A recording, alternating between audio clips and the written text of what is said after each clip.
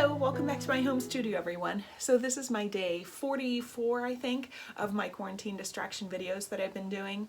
I've been kind of spacing my videos out a little bit more in the past few weeks because it's been really busy with the end of the school year, trying to pack up my room and get everything done with the kids and trying to encourage them to do their online assignments and everything. It's been a little crazy as a ceramics teacher, as many of you can imagine, how it's like to actually teach a ceramics course without clay. So we've been doing a lot of enrichment activities, and I'm still trying to get them to learn some of the learning standards that we were to cover by the end of the school year. So today's video is one that I made where I was working on a commission. And for this commission, I was doing some bowls. So this is for my local education association. This is not my school, but it's the school district where my husband works and where my children have gone.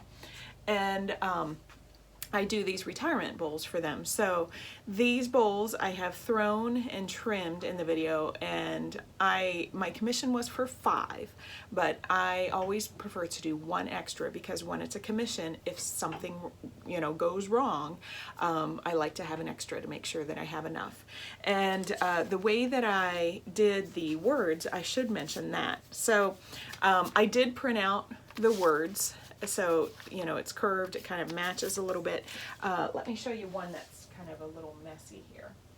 So what I did, this is Sgraffito, but I want you to see how it has the white on there.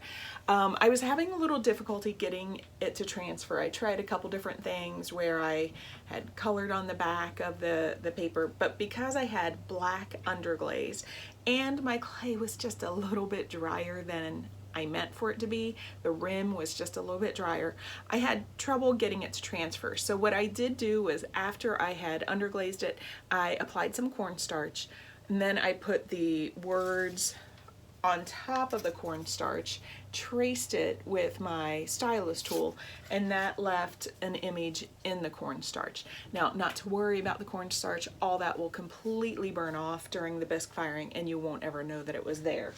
Cornstarch, being organic material like that, has no problem burning off. But if I just show you this one looks a little bit cleaner, so you can see that it's definitely Sgraffito. And I've done it freehand in the past, but I really like the look of the precision of tracing a font a little bit more, because I really want these to look really nice. So hopefully it's not a super informative video. It's very short because I've consolidated it. It took me 1 hour to throw all 6 bowls, and basically 1 hour-ish, just a little bit less, to trim all 6, but I've consolidated it and shortened it down quite a bit. So hope you enjoy. Drop me any comments, questions below. I can show you how I glaze these after they come out, so you can kind of see that as well. So take care. I hope you stay safe, stay healthy, and keep potting if you can.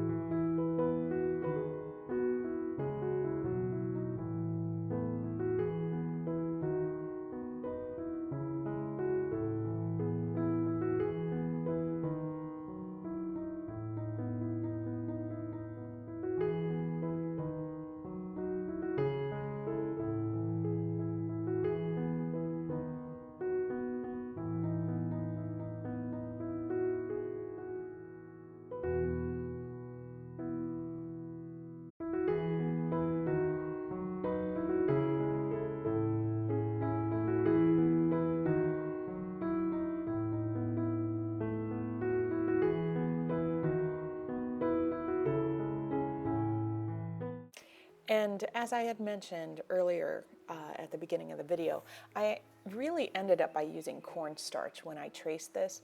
Right now, I'm not using the cornstarch in the video, and I forgot to get a video of it. But the rim was just a little bit dry, so I occasionally squirted down some water on the rim as I traced my paper to get the lettering nice and even and precise.